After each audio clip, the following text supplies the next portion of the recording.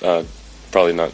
Obviously, not happy we won or lost, but yeah, bodies. Yeah, physically, sure. Yeah. How tough was it out there with those guys just keying on and took 16 hits, 6 sacks, just how physical, aggressive, and Yeah, they're a really good team. I think on the sack end, there's things that I can help to do to try and get it out as quick as possible, just so we're not in the negative first and second down. So things, we got to learn from. Dillon Gabriel just proved that sometimes landing the top spot doesn't mean you earned it. It just means the football gods wanted a show. His reaction to beating out Shedeur Sanders wasn't the confident energy of a true QB1. It was more like that awkward kid in a group project who's shocked the teacher didn't fail them. Look like Dillon Gabriel has responded back to Kevin Stefanski and Myles Garrett after their comments after his poor. The man celebrated like he wasn't sure if the win was real or some kind of prank. And trust me, this story is about to spiral faster than one of his overthrown deep passes. Right now, Dillon Gabriel is living every backup's fantasy, stepping into the spotlight not because he's the most talented, but because the boss likes his vibes. His whole promotion feels like someone got hired for their old resume instead of their current skills. Stefanski's dead body before you put Shedeur in willingly. He's not going. Y'all, you think a head coach who didn't acknowledge somebody's presence all year long, somebody who don't even want to say somebody's name, somebody who can't even give details about their progress as a player, as a rookie in the NFL, is going to willingly in over their guy? No, no, no. Y'all, Dan Lanning and Kevin Stefanski is like this. Kevin Stefanski and Dillon Gabriel is like this. That's his guy. Stefanski looked at him and thought, he's been around. He's steady. He won't mess up the system translation. He's the human version of plain toast, safe, boring, and just reliable enough to survive Sundays without flavor. But deep down, everyone in that locker room knows what's about to happen. Shedeur Sanders is right there, chilling like he's got all the time in the world, cooler than a fresh fade, calm as a Sunday choir, waiting for his shot to flip this whole quarterback situation upside down.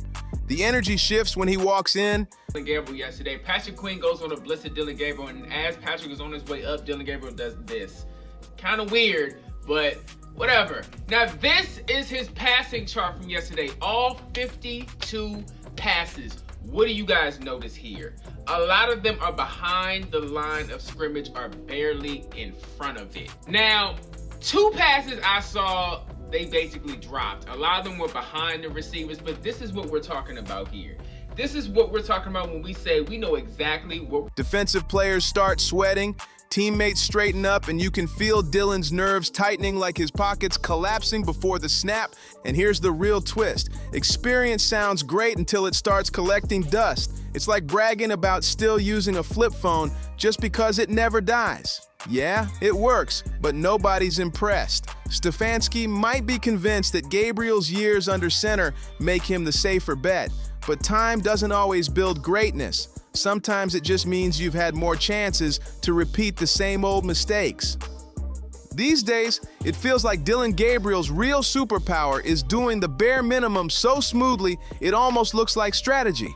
He's got that play it safe act down to an art form, fooling people into thinking caution equals genius.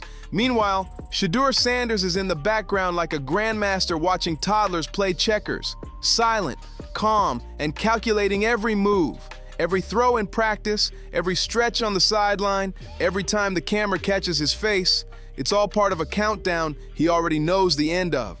He doesn't have to talk. His confidence does the work for him. It's written in his posture, in that unbothered stare that screams, "My time's coming." It's that quiet power that doesn't need words, just a scoreboard to back it up. And you can feel it in the stands too. Every time Dillon checks down for another safe 5-yard pass on 3rd and 8, you can hear the crowd's disappointment. We have to be better, and that's the we. I have to be better for this football team. Our coaches have to be better for this football team. Our players have to be better for this football team. The bottom line is there's things that will hold you back from winning, and you got to knock those out so you give yourself a chance. He's a tough kid. We got to keep him clean. Obviously, when the game turns into how it turned, a two-score game, you have to drop back, and that's a tough team to drop back versus. But he kept battling. It wasn't for lack of effort by him or by anybody.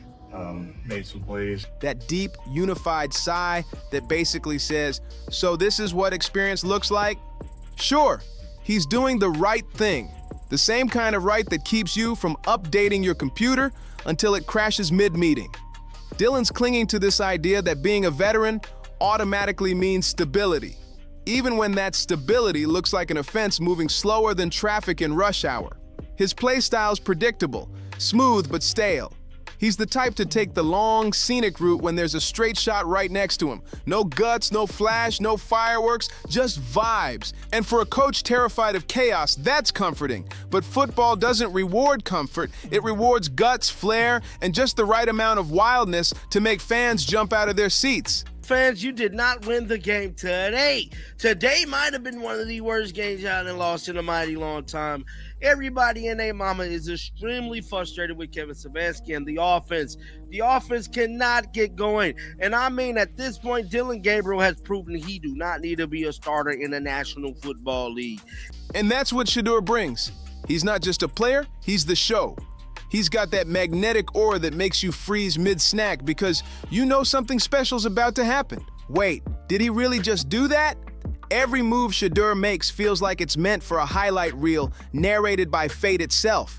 When he's in charge, the whole game just shifts. The offensive line suddenly locks in, the receivers run cleaner routes, and even the crowd starts believing that miracles might actually happen again. It's not luck, it's presence. Avoidable penalties, which are the pre-snap penalties. Obviously, we had an illegal formation there in the game. We have to be better in those areas, and then you have to play with clean technique. That's always going to be a part of this as well. Understanding that your hand placement, how you do your job is very important. That rare kind of control that makes everything around you rise to your level. And here's the truth. Presence can't be taught no matter how many years of experience you stack up. Dillon Gabriel looks like a man who studied every playbook in existence but still can't catch the rhythm of the moment.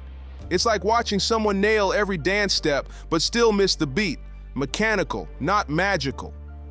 Coaches always get that same haunted look before they finally face reality. That mix of denial, fear, and maybe it'll fix itself energy. Browns.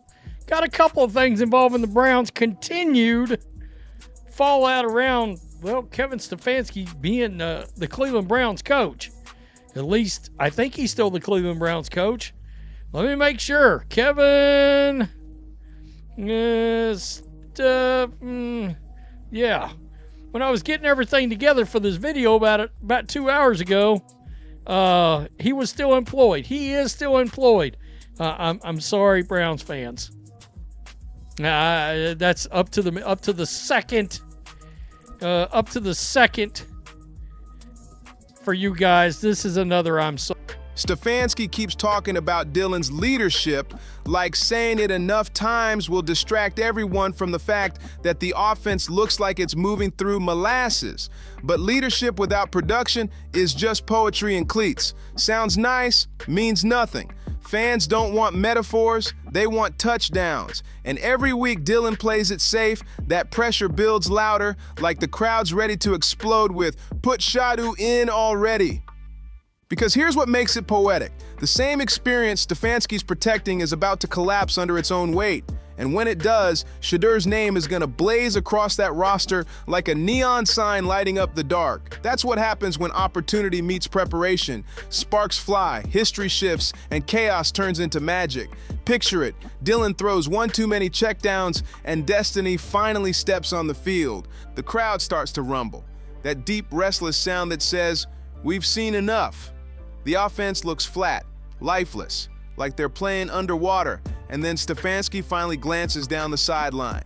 There's Shedeur, helmet on, eyes locked, calm but dangerous, just waiting for that nod. And when he finally steps on that field, it won't just be about proving he belongs. It'll be about blowing up the myth that experience beats talent, that mindset's officially expired. Football isn't a seniority contest, it's a results business. And right now, Shedeur's patience is fading fast and the fans can feel it. Experience might keep Dillon in the job for now. We put Shedeur Sanders in just for the fuck of it, cause he know everything is not going according to plan. I'm telling y'all, it's over his dead fucking body. He's not going willingly. He's not willingly putting Shedeur Sanders in. It's not happening, y'all. We might as well chalk it up, y'all. It's not happening. Even though no matter what we say, no matter what I say, bro, I knew it, y'all. Stefanski gonna have to get fired, y'all. I just don't see Stefanski putting Shedeur in. It would surprise me. It really would, because you know how Stefanski been treating Shedeur all year. But it's excitement that keeps the lights on. And Shedeur, he's straight electricity, pure voltage on two legs. Meanwhile, Dillon's so-called game management is starting to look less like wisdom and more like fear. The man plays like he's terrified of ending up on ESPN's Not Top 10.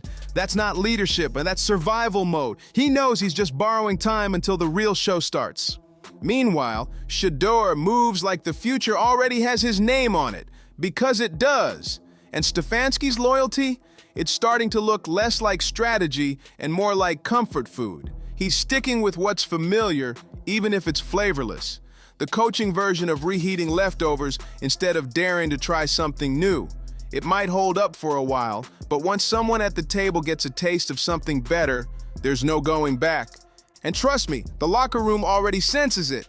Players can feel when the balance is shifting. They know when one guy brings the spark and the other's just flickering in the background. It's only a matter of time before whispers turn into energy, and that energy turns into momentum. And when momentum hits, that quarterback switch won't just happen, it'll feel as natural as breathing. And when that moment hits, when the crowd roars, the scoreboard tilts, and Stefanski's hand is finally forced, the narrative will flip faster than a burnt pancake at brunch. That's football for you. Nobody wants to admit they were wrong until the right answer starts winning games. And when Shedeur Sanders finally gets his shot, he's not just gonna win, he's gonna redefine what winning looks like. The pace, the rhythm, the energy, all the things Dillon's been too careful to try, Shedeur's about to tear through them like a storm in cleats. Sad because going into the season, a lot of people knew that this season wouldn't be good, but nobody anticipated it being this bad. You know, even me. If anybody should be mad, it should be me because I'm the only one that predicted 8-9. So if anybody should be upset, it's me. But when you watch it, like when you watch this team play, like, there's no excitement. You know, the only exciting thing about this team is the defense. And once a team scores 20-plus points, or even if they go up 14, it's kind of like, that's it. Like, because for all that talk about earning it, the truth is simple. Some players are just built different. Dillon fits neatly inside the playbook. Shedeur rewrites it. That's the difference between experience and excellence. You can train a guy to remember routes, but you can't train him to own the moment. That's instinct, that's charisma, that's pure star power, and that's Shedeur Sanders. So while Stefanski's still gripping that old safety blanket called veteran reliability, the rest of the league's watching, popcorn in hand. They've seen this movie before. The cautious coach, the underestimated talent, the slow, painful build-up to the moment everyone knows is coming. And when it finally happens, it won't feel like an upset. It'll feel like destiny catching up with reality. Because when the dust settles, no one's gonna talk about Dillon Gabriel's experience. They'll be talking about Shedeur's rise, the impossible throws, the electric drives, the spark that turned a flat offense into a full-blown statement. That's the stuff legends are made of. Because in football, every veteran eventually becomes a remember when story. Right before someone smiles and says, yeah, but then Shedeur took over. That's how fast football flips its heroes. 1 week, you're the coach's golden boy. The next, you're standing on the sideline, clutching a clipboard, wondering how the rookie made it all look so effortless. Dillon Gabriel's biggest issue isn't that he's terrible. It's that he's ordinary. And ordinary doesn't last long when extraordinary is waiting right behind it, warming up and smiling like he already knows what's coming. Shedeur Sanders isn't built to wait quietly forever. He's too sharp, too competitive, and way too confident to chill in the background while the offense sputters like an engine on fumes. Every snap Dillon takes feels like borrowed time, and everybody knows it. You can almost hear that clock ticking from the stands. It's only a matter of when, not if. One injury, one bad pick, one more flat performance, and boom! The door swings open and Shedeur steps through it. And when he does, this won't be some quick, let's see what he's got experiment. About Dillon Gabriel today. He runs Kevin Stefanski's offense to a T, which is what Stefanski wants. The difference between Gabriel and Shedeur, well, this is what it is. This will be the turning point, because once Shedeur starts cooking, there's no pulling him back out. Picture it. Shedeur trots out, adjusts his helmet, surveys the field, and within minutes the whole vibe shifts. The receivers start running cleaner routes, the O-line suddenly looks unstoppable, and the fans rise to their feet before the ball even crosses midfield. That's the Shedeur effect. He doesn't just want to win, he wants to transform the game. For a team stuck in neutral, he's the ignition they've been praying for. Meanwhile, Dillon is exactly what the system was built to protect. Safe, calm, predictable. The kind of quarterback who helps coaches sleep better at night but makes fans doze off by halftime. He's steady, sure, but steady gets boring fast when excitement walks in wearing the number Shedeur Sanders. And that's the part Stefanski can't ignore forever, because there's also the locker room factor. Players feel energy, and Shedeur gives them that in every snap. He plays like he believes in every single person out there. And when a quarterback plays like that, the whole team believes right back. And that kind of belief, the real, unstoppable kind, is contagious. Before long, the entire team starts stepping up, matching Shedeur's fire, feeding off his energy like it's fuel.